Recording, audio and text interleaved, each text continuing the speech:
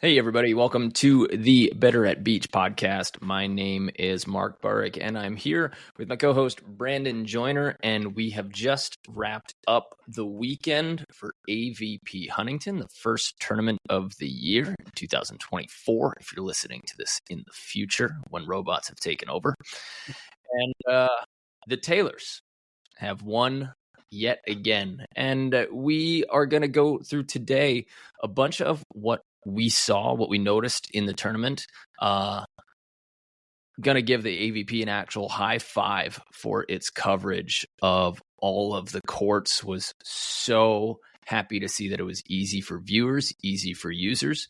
And there are, parts of 5 or 6 teams that I've gotten to have a tiny little piece of conversation with about their play, about their practice, and what they're doing and what they're changing. And, went pretty deep with Logan and Hagen, where we finished 9th, and want to talk about some of our strategies, some of our tactics, and the goods and the bads from the men's side of the tournament. So that's what we're going to be talking about today. Chit-chatting it up for our members this week. If you're a Complete Player member or you're in our Complete Coaching Academy, I want you to know that we will be doing actual live film reviews. So we have a couple AVP teams who have volunteered/requested to do some video analysis for our members. That means that I'll take them through. Basically, I just ask a bunch of questions while watching their film and see what their thoughts are and see if we can come together with a good solution to any problems they're experiencing. And that's what we do with our members every day. But that is what we're going to do with some pro players for our members who will be live in attendance. And those coach and player members from our program also get to ask the pros questions so that they can dive into their minds. So if you want to become a Complete Player member or join the Complete Coaching Academy, just click on the links around this video. You will see it. And we're running a one-time special, and it is for 2 of our programs. Now, if you've been around for us, if you've been with us for a while, you know that our programs are all wrapped in a membership. We have a lot of courses and training programs. One of them is our 60-day max vertical course. It's our workout for volleyball players. It's a 10-week program. It includes mobility, plyometrics, strength training, and a performance nutrition checklist that'll help you start eating better for tournaments. We also have a program called Fix Your Arm Swing in 21 Days, which is an arm swing mechanics reprogramming and rehab program. So if you think that your shoulder's stuck, if you have any shoulder pain, if you think that you could or should be hitting harder and you're leaving some juice on the table, that's exactly what that program is designed to do. And you can do it from home, you can do it on the court, but it gives you the gym exercises, the mobility exercises, and we help teach you the right swing mechanics so that you can actually add some pace to your swings. Now, during this special, each of those programs is a standalone program, so it doesn't involve our usual membership. We want you to become a member because we actually want to coach you. Me and Brandon and Matt are lifetime coaches. This is what we want to do, dive deep with our players. However, we know that some people just really don't want a membership or another subscription in their life. So this is your chance to get those 2, our 2 most popular programs, for just $37 standalone. And if you see what's in there and then you like it and you want to dive deeper with us so that we can help you in some video sessions and during the meetings, you are more than welcome to become a member. But if you just want access to those programs on their own, our 10-week, 60-day max vertical program is in the link below this video on YouTube, and we will get it there on the podcast. And our Fix Your Arm Swing in 21 Days, rehab and reprogramming your arm swing mechanics, that is also available. So just check out those links. And we're going to run that special for about 2 weeks and see if any of you guys are interested in just picking up the programs alone. And then you can follow the videos, use the tracking sheets, check it out on your own. And other than that, we got a bunch of events coming up, but we're going to use a little mid-roll for that. So if you want to come to one of our camps, we'll talk about that midway through this podcast. And I want to get into AVP Huntington. So what do you say, Brandon? Let's rock and roll. Yeah, it's a fun event. I thought it was a fun event. went about as good as the AVP and all the players wanted it to. It was really, really, really well run. So I was ecstatic as a fan. I was ecstatic because they finally did, not toot my own horn, but toot.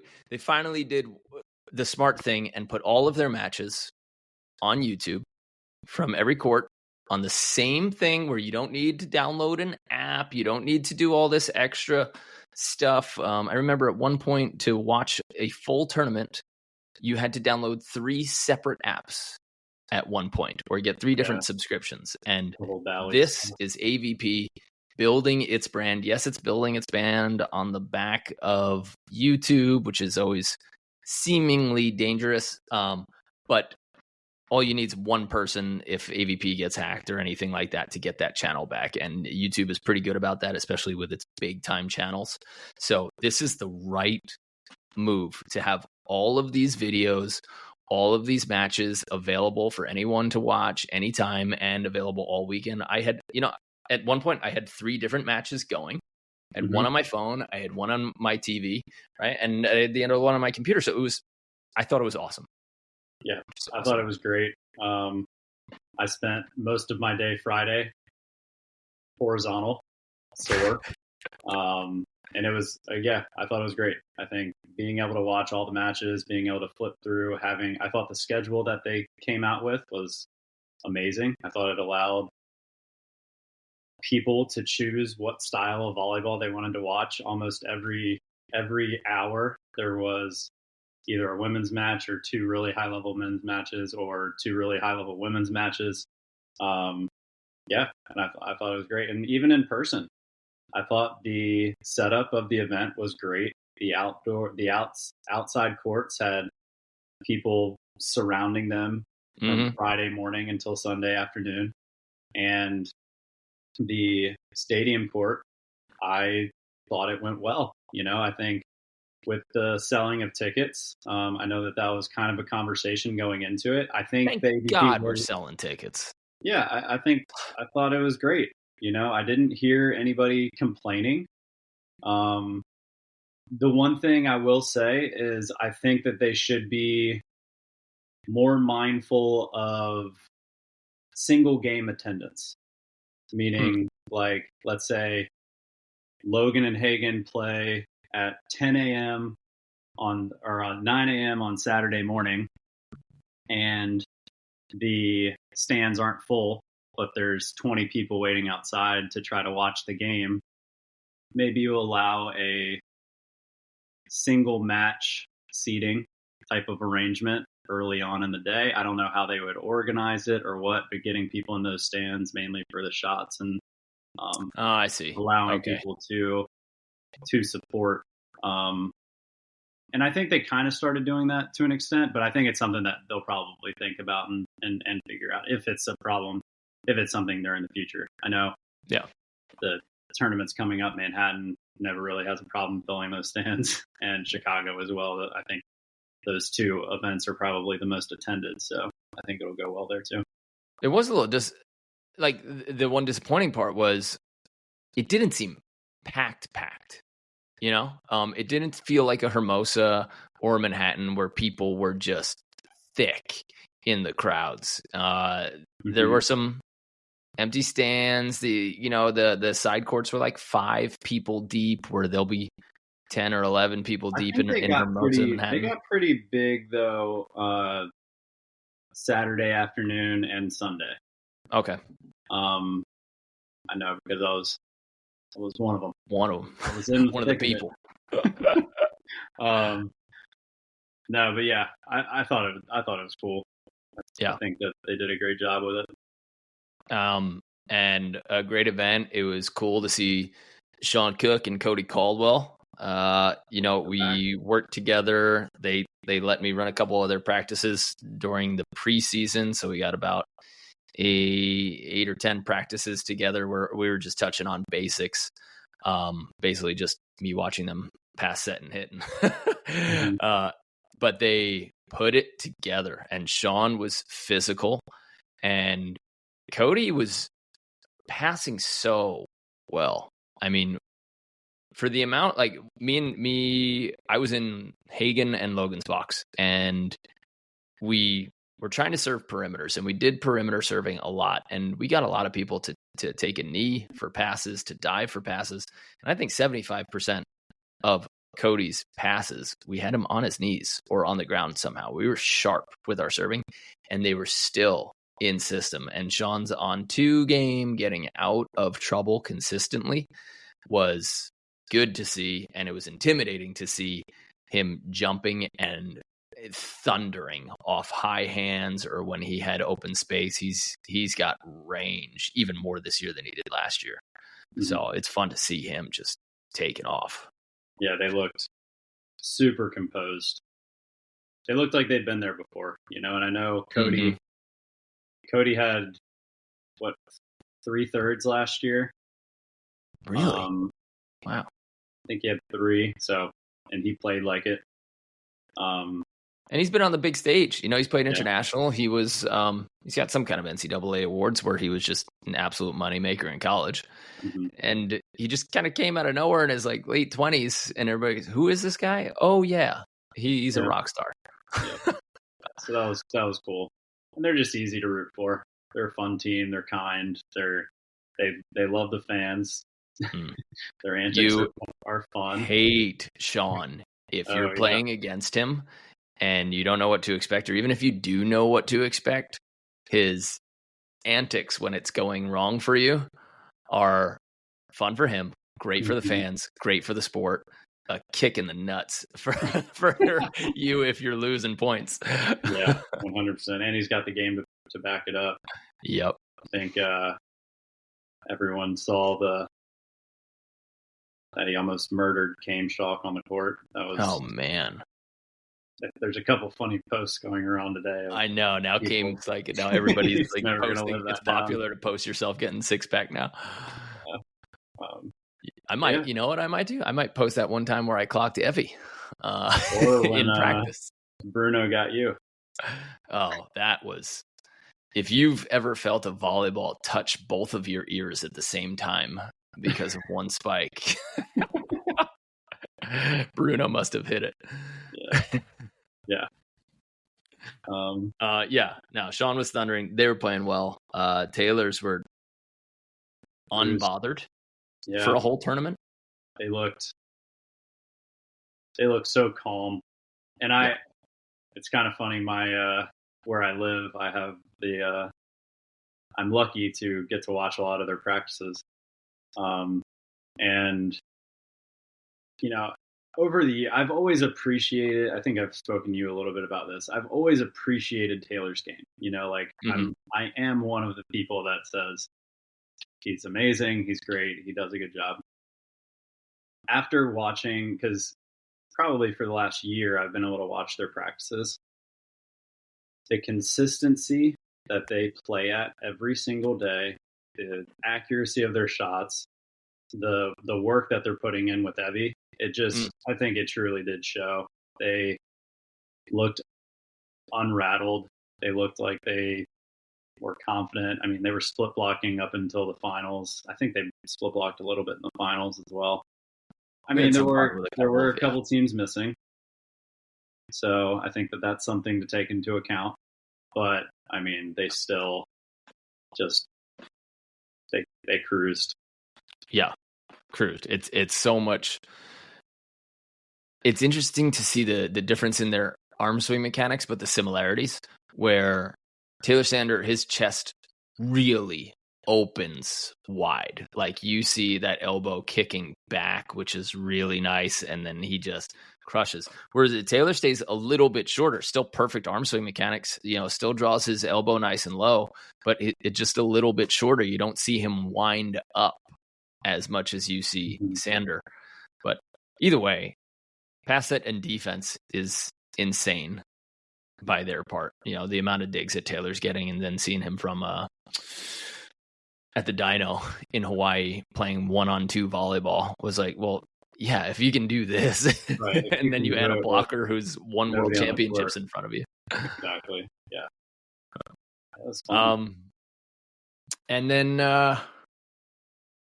Yeah, I do want to talk about some of the things that I saw out of the teams that we know or that I've had touch points with. I saw a little bit of your stuff on Thursday, and I want to talk for those players who this is consistent. For the players who are playing with somebody that they've never played together before, or they've got one practice, 2 practices. I remember playing a qualifier in Chicago, showing up day of, never met the guy, just heard he was tall, and, played a qualifier and did not enjoy it. Was mad at the person who gave me the recommendation, was upset at the guy for not listening to any calls. And now I know that listening to calls is bogus, but if you're getting dug off the court and blocked, you got to listen to something eventually. And so, Tyler, though, we've lost to Tyler. Might have had a couple of wins against him along the way, but what was your mindset going into it with a new player? From my eyes, and again, I didn't see every match. I just thought that in some of the squirrely moments, and this is one of my recommendations that I give to every team that's playing together without a lot of reps together, is just when you're in trouble, when you're digging, or the play gets weird or funky, lift the pass, lift the set, like throw it higher. I'm not saying to the moon, but throw it high to the point where you can get up, breathe, and then get a normal rhythm set, instead of where people try to feel each other and they're like, yeah, he's right next to me, so I might as well just give him this ball kind of low. You don't know if you have that connection yet. Mm-hmm. And at that point, it's just best to say, hey, this is the rule for our team. We're always going to go back to up and down. And that way we don't have any of those miscues. And it was windy on Thursday for sure. And I just saw a couple of sets missed, or a couple of off balance or inside swings where we ran a little bit faster. So on 2 of them that I'm thinking of, you didn't quite have your chance to get your feet to the ball. And are those two plays going to make a difference from what I saw?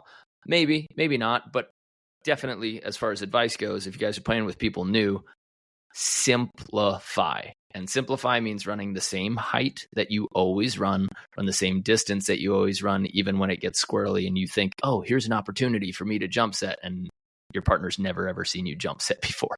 But yeah. What do you think? I think that statement is very good. I think that it's nice. I think also just trusting your strengths. I think that that's one of the reasons that Tyler and I did as well as we did. We didn't qualify. We made it to the game to get in. Lost to Alvaro. Yeah, you played good volleyball along the way, and then just happened to lose to a Brazilian Olympian. Yeah, and then Caleb, who, if he played with the right person, is a main draw guy. Mm-hmm. And so, yeah, it's tough because like the coach in me is hears what you're saying and is like, yes, 100%. Like that is 100% the best way to do it. Being there and the athletes that we were. And I think one of the things that we did really well was I think our ball control was pretty solid when it was there. We did have a couple of runs where we got aced. That was mainly good serving or wind conditions. I think we also had a decent amount of plays where we made something happen out of nowhere, where it did. If we can have more of those, then we might have been playing on Friday and Saturday. I think especially against Alvaro and Caleb in the last game, the setting, dude, I think I had 6 or 7 sets get blown either 12 feet off the net or into hands, like into blocking hands. And I would say, like, for the day, my setting was I was very, very happy with it. It's been something that I've been working on a lot in the off season. It was so windy that, like, I was still calling shots as Caleb had the ball in his hands, because I would let go of the ball. I would look over to the other side of the net, and I'd be like, high line. And then the next thing I know, Caleb's dunking the ball. And so it was just like a little frustrating in that sense, where it felt like we played better than the scores looked. But yeah, I mean, I think it really is tough going into, and especially for those people, wherever you are, if you're traveling somewhere and playing with somebody who is new. I think it's just really important to establish what are like one or two things that you can do well and are going to lean on. And once you establish that, then it's just your job to figure out how can you get into that situation as much as possible. You know, I think for Tyler and I, we talked about those things, and then we had to make some adjustments as we were playing different people. But yeah, I think it was just a little bit of everything. We played really well at times. We kind of screwed up at times, and that's why we're qualifying and not in the main draw. One thing now thinking back, that I don't know if you would have wanted to change, you know, if you're, so let's say that, okay, everybody visualize with me here. You're playing left side and the ocean is on your left. Okay. So I'm playing left, the ocean is on my left, and the wind is coming from the ocean. So that means that, you know, sets are being blown to inside my right hand. My setter has to set into the wind. There's a couple of things here. Like, this is a more okay position because you're a left side with a right-handed. So that means that you can jump into the court in order to chase a ball and hit it.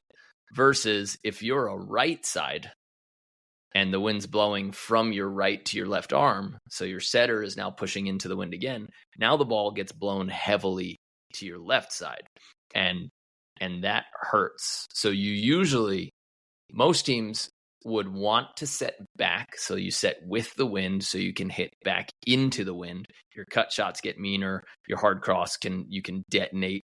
Your jumbo will like go 100 feet high and then immediately drop down fast. And then the sets, they float in straight lines a little bit better, unless it's gale force. Now if you're a right-handed left side, so your setter's pushing into the wind, it's usually not, you don't have to go back, right? You don't have to run that back set because you could always just broad jump into it. And if you're comfortable on the left side and that's where all your choices are, you go there. But if your setter is hand setting into that wind, the ball has a better, bigger chance to float, to gust, just because of the way it knuckleballs.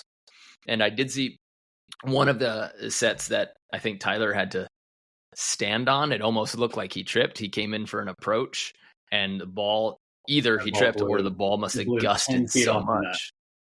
I said that ball blew 10 feet off the net. Yeah. And it's like, I saw that and I was like, I wonder if that's prevented by a back set, even though we're super capable to broad jump to the left. Like, should that left side continue to go back? Because I've seen teams win and not go back with their left side, and I've seen teams win who are consistently running that back set inside wind. But that was one thing that I think that was one of the occurrences after that set. Both of us, like, if you were watching that game live, yeah, if you were the ref, like, the ref left at that play after it happened. Like, it wasn't like it blew a foot or 2 feet. That ball legitimately was going to land a foot and a half from the net, and it landed at like 12 feet. It hit like a water spout. And it was unreal. But I do agree. And I think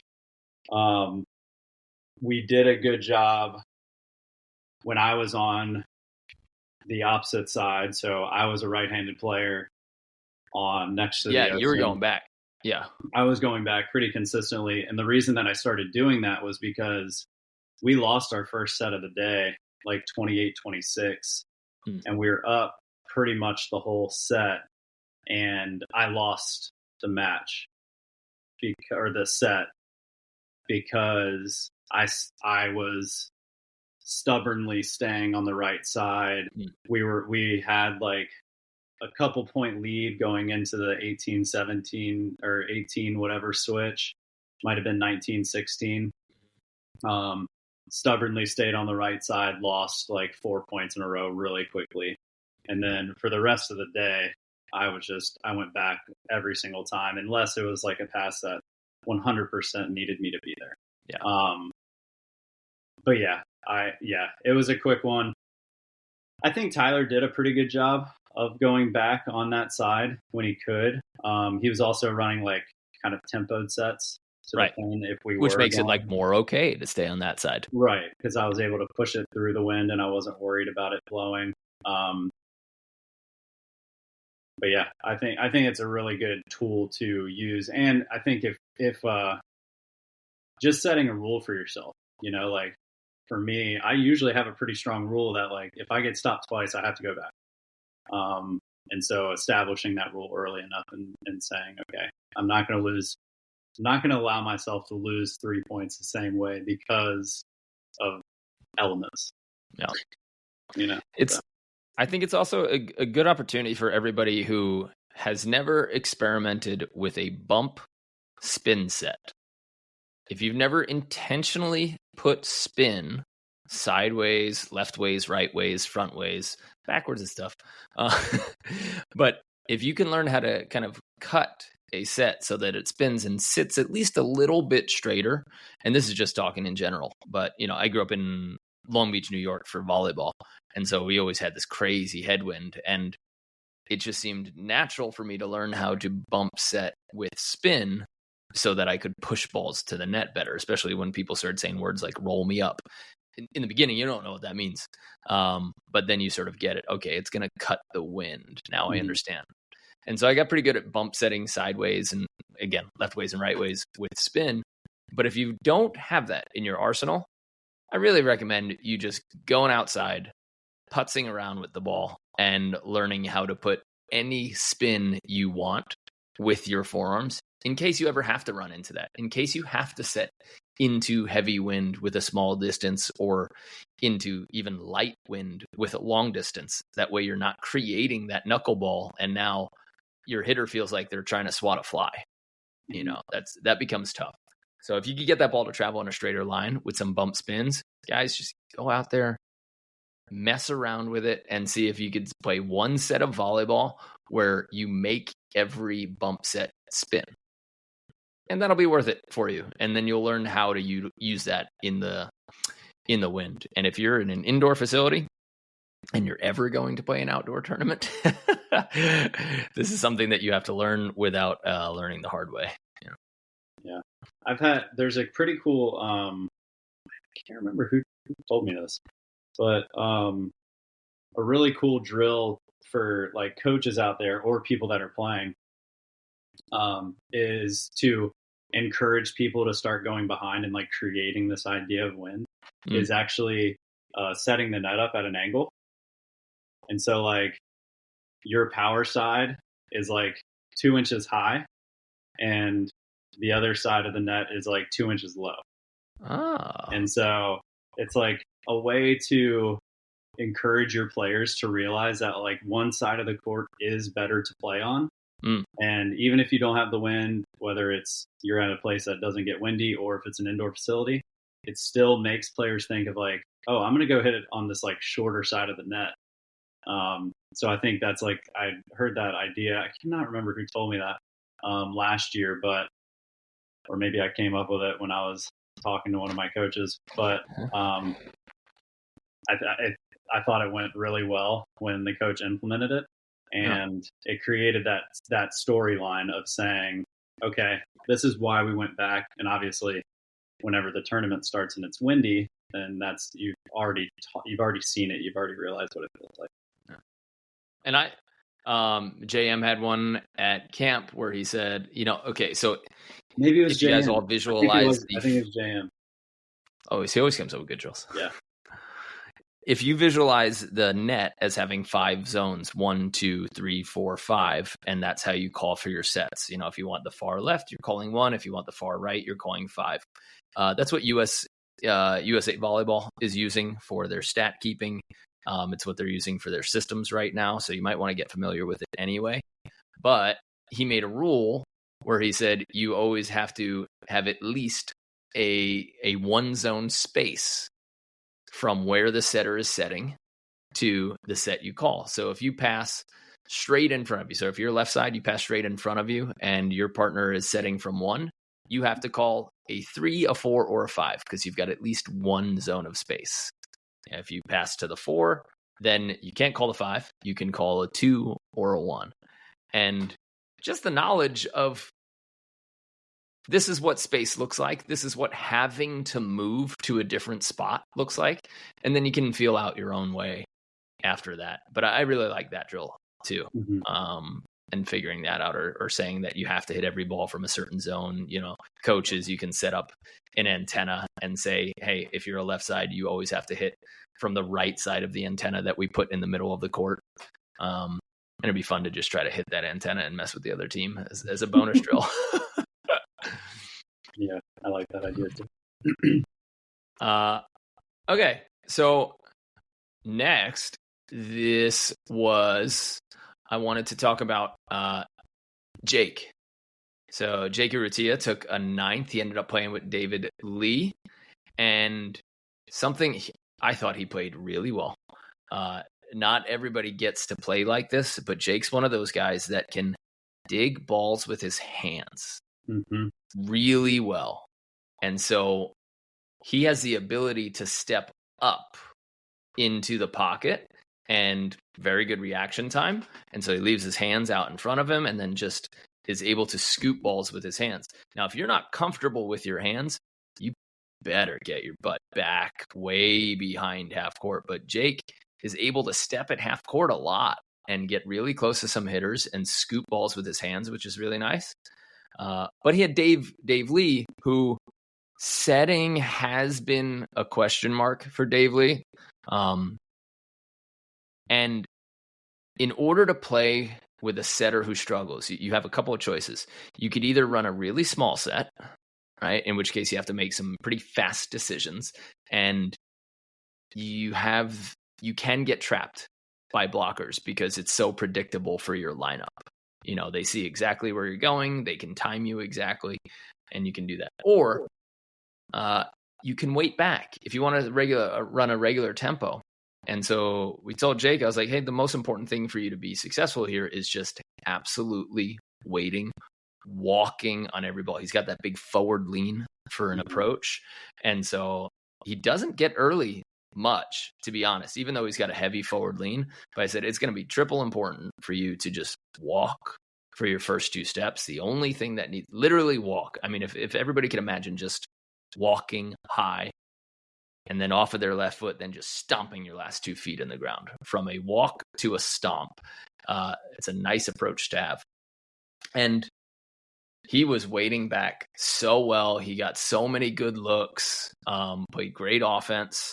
And yeah, his defense, he just looked calm back there. So nice job, Jake. And he is going to be coaching our New York camp, maybe our Virginia camp, which is a nice time for us to give a couple of announcements for our upcoming camps.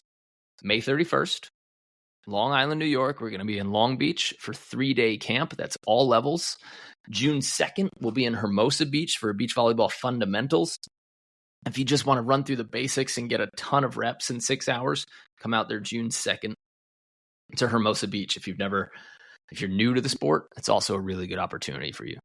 June 14th to 16th in San Diego with me and Travis Mayweather is sold out. However, June 14th to 16th in Virginia Beach, Brandon's hometown, that's where you'll meet fellow AVP player Jake Urrutia and a couple other coaches who are yet to be named.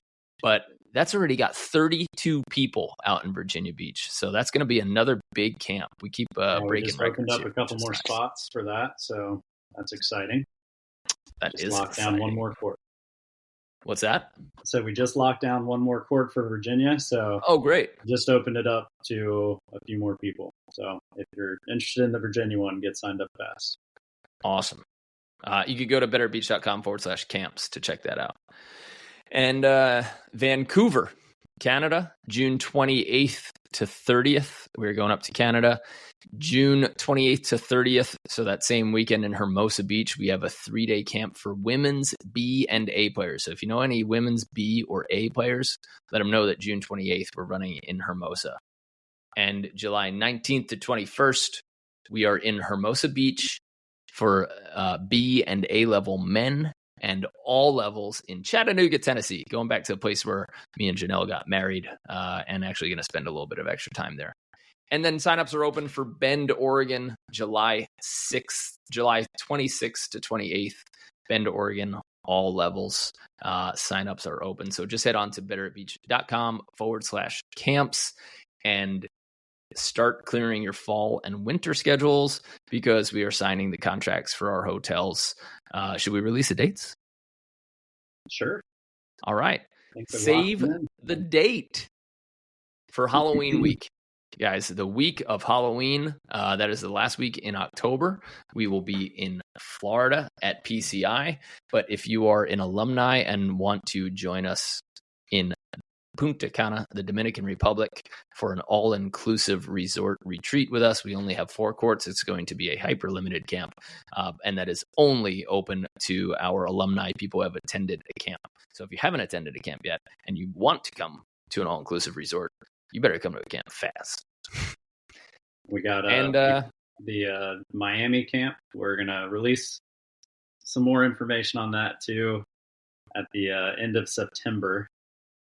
But that one is going to be one of our coolest events, partnering with a pretty cool little organization where there will be a lot of really good volleyball players around. So that's my hint. But that'll be fun. Yeah. Lots of Florida and Caribbean dates, which is great. So, all right. Next on our Huntington hit list here for what AVP teams did right and wrong, I watched a little bit of DJ Klasnick.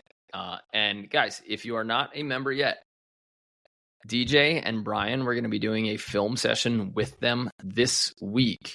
So on Wednesday, with our complete player meeting, we're going to be going through actual AVP film, and our members are going to be able to basically sit inside the Zoom meeting and watch us talk about high-level strategy, high-level technique, and figure out the rights and wrongs of what DJ and Brian did together on the court at AVP Huntington and see what corrections we can make. You'll also have access or the ability to ask any questions at any time during that meeting. So if you're not a member yet, only costs $1 to sign up for the first 14 days. So you can get a few meetings coming up and access to all of our courses. So just click the links around this video to get in that. But DJ and Brian, who, DJ has the ability to be insanely powerful. When he hits some balls, you're like, oh, gosh. But he also has super nice cut shots, a pretty decent high line. Brian's a good blocker. I think he gets in people's way a lot. But what I saw when they were down in a match was they're 2 powerful guys, and they were going really easy on serves and trying to shoot a lot, and they were getting touched and they were getting dug, and I really wanted them to go to what I think is a physical strength for them and start detonating. The problem when you ask people to start detonating, or people say like, oh, I got to be aggressive now, is they start charging like a bull on their approach and they get flexy and tight. And so how do you get somebody, this is coming from Logan's help. He said, I can't think hit hard. I have to think hit fast and loose. And if I do that, then I will hit hard. But if I think the word even hit hard, then I'll be early and I'll be tense. But DJ and Brian, I thought, could have brought more power. I thought that would have been a big change in their results. And I want to see that team again because I think that can be a, I don't know, fifth semifinal type team. Mm-hmm. And we want to check some of that out on film and see if we're right. See if their hitting percentage was higher when they were shooting or when they were hitting. Yeah. Yeah, watching, I mean, I think that they had an interesting draw. You know, I think I think their first game was against Troy and Tim. Yeah. And then their next one was against Berkey and Wilcox. Yep.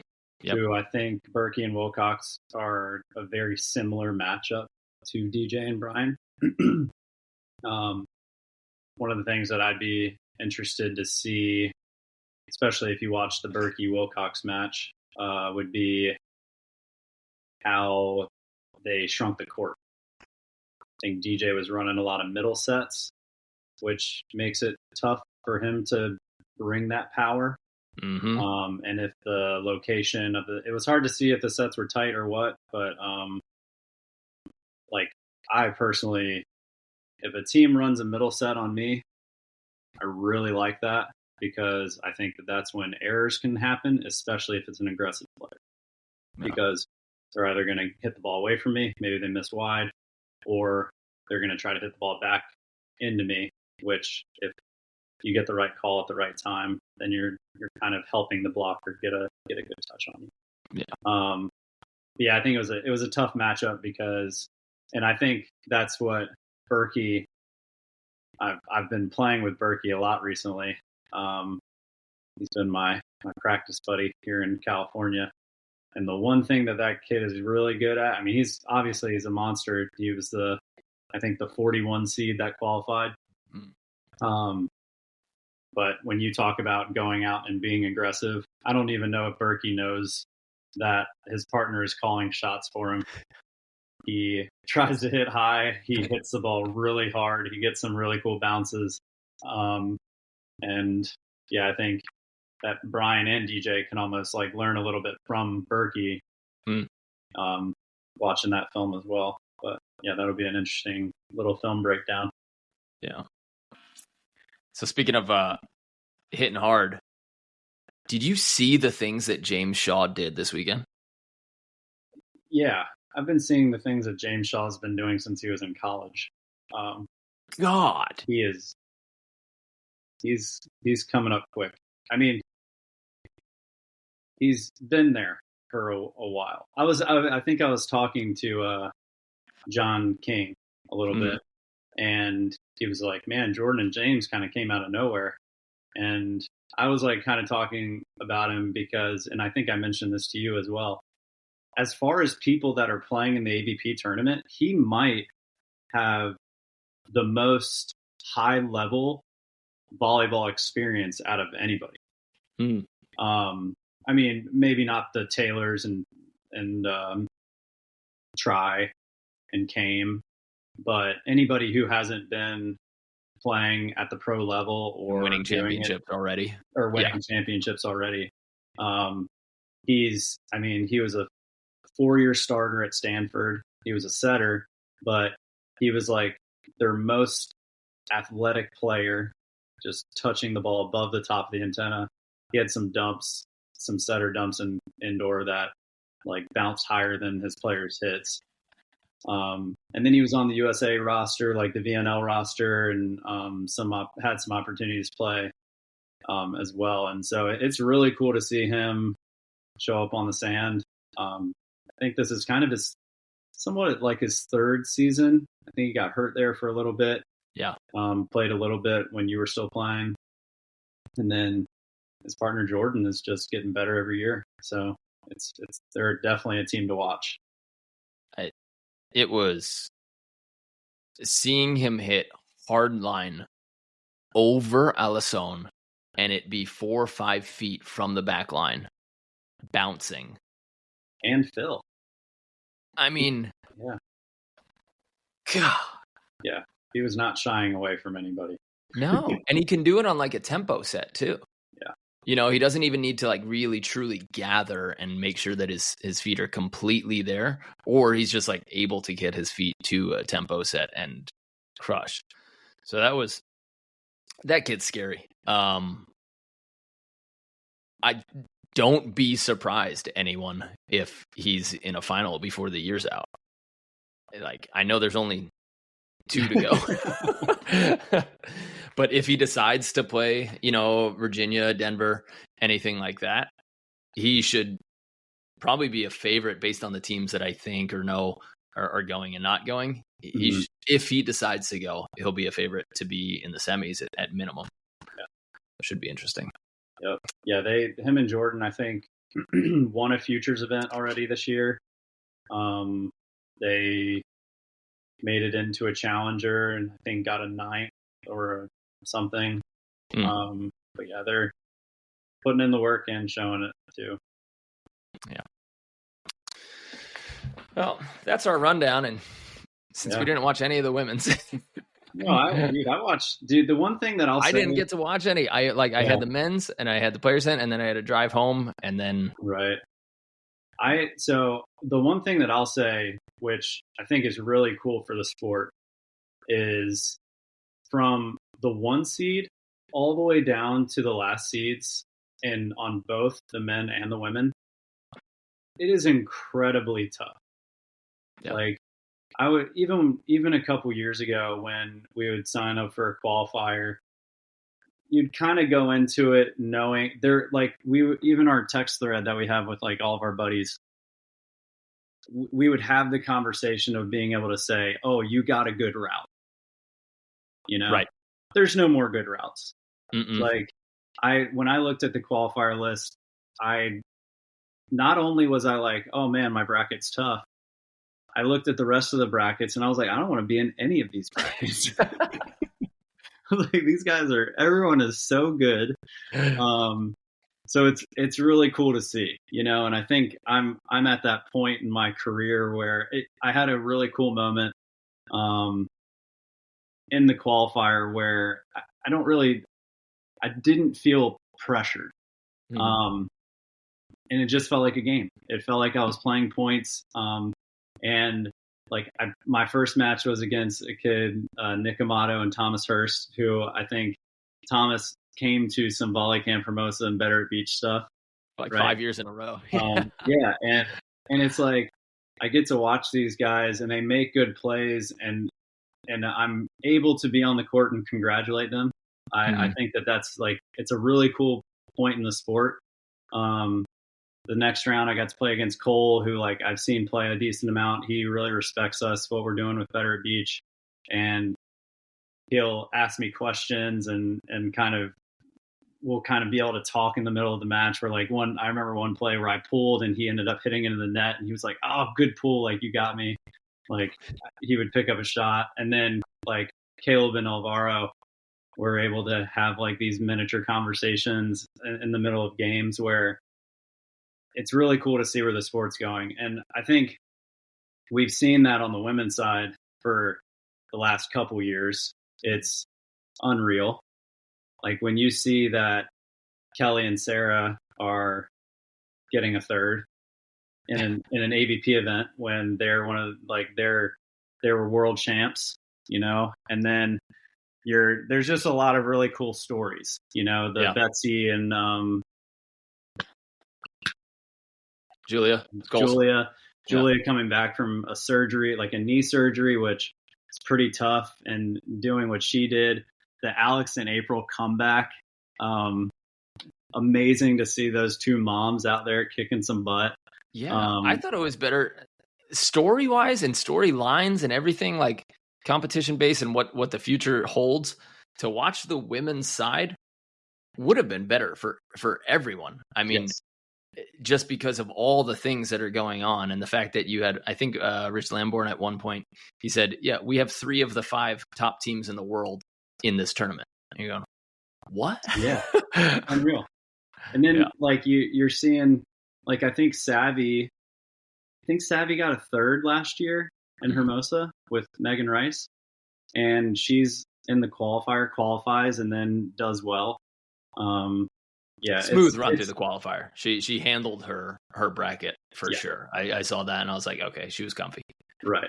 But yeah, I think it's set up for a really cool season. I think the Virginia Beach and Denver tournaments, I hope people go out and show up and support. And because I think some of these top teams are going to end up going, just because of the limit of the amount of tournaments that are on the schedule.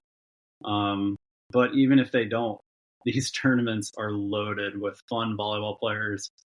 Got to see the Basie brothers get main draw and show up and do their thing. They're good too. It's cool. I think it was a really fun tournament all around. It was really cool to see Tim and Troy get a third. That's another one from our text. Like, how long is Tim gonna keep doing this? Right. Who the hell does he play against? People have been asking the same thing for like 15 years. Who does he play against? How does he get reps? He's doing burpees in his basement with his wife. Yeah. And showing up and getting a third and kicking everybody's butt. It was cool to see Troy back out there, like legitimately having fun. Yeah. And also balling out. I think as far as like top to bottom goes, as far as like what you're looking for in the first AVP event of the year, other than the Olympic teams not being there, but that's its own story, which is amazing as well. Yeah. I thought it checked all the boxes. So yeah, that was really cool. Yeah. Good event. Yeah. Good event. Looking forward to more. Hey guys, if you're watching here and you haven't given us a like yet or a subscribe, it keeps us going. It's our little fuel. So make sure you send us a like and a subscribe. And again, just want to put on repeat. We have right now our two most popular programs, our 10-week workout for volleyball program, our 10-week max vertical program, where you're going to get performance nutrition checklists. You're going to get advice on eating. You're going to get a full mobility program, strength and conditioning, and plyometrics all in one program with workout with me videos so that there's no question mark. All you do is you follow the person on screen and do exactly what they're doing when they're doing it so that you can have that. And you get the tracking sheets so that if you don't want to follow the video, you can just follow those tracking sheets. And that's right now. We have a special on it. It's for $37 only. And you can get that program on its own alone without signing up for the whole membership. And then our other program, Fix Your Arm Swing in 21 Days. It's a rehab and reprogramming for your arm swing mechanics. It is our second most popular program, and it's massively important. Just one of the emails that I wrote to our list this morning was, by the way, if you're not on our email list and you just want to receive hundreds of like volleyball tips throughout the year, the link's below, the link's around this. But doing one test that everyone can do at home is, can you get your biceps, when your arms are straight, can you get your biceps behind your ears? Can you lift your arms and make sure that your biceps appear behind your ears? Yes, you can. You're set. Nope. If you can't, your serving, your hitting, and your setting suffer. Absolutely. If you can't do that, you're probably the person that hates back setting with their hands, because physically it's tough. You have to create a huge back arch now to be able to get that ball backwards. So you're limiting your setting, not only your hitting and serving. Okay. One exercise that you can do is, just to open that up, is take 2.5 feet from a wall, put your hands above your head on the wall and try to push your chest down towards the floor and the wall so that you can try to get your biceps back. Now your next test is, if you're a lady, you can use 25-pound plate. If you're a guy, you can use a 45-pound plate. But can you pick that plate up above your head, hold it straight, and then walk for a full minute? If you can't, you're either too immobile or too weak, and you won't be able to do that, because having to actually hold it up instead of balance it will cause pressure, and that'll be a sign of immobility. Okay. If you are plenty mobile, but you just can't hang it out there, then you've got weaknesses, and you need to shore that up so that you can last in this sport. All that to say, the Fix Your Arm Swing in 21 Days program will help you do all of that, will help you increase your mobility, your overhead mobility, flexibility in your pectorals, so that you can actually unload on a ball like some of the guys we're talking to today. And it'll help you fix those pains, because you will probably be experiencing pain if you're not in that mobile enough position and you're trying to still hit volleyballs over and over again. So these two programs are now available, each for $37 as standalone programs, and the links are only in this video, so around this video, or if you were on our email list today, you got those, and we're just putting them on special for 2 weeks just so that everybody can get great programs for the summer. So check it out, and if you're a member, or if you're not, sign up, because we're going to walk DJ and Brian Miller through their AVP matches this week on Wednesday at 11 a.m. at our complete player meetings. And we'll see what they did right, what they did wrong, and what they think about their game in the tournament. So a little insider access for anyone who's pushing their game to the next level with us. That's it, man.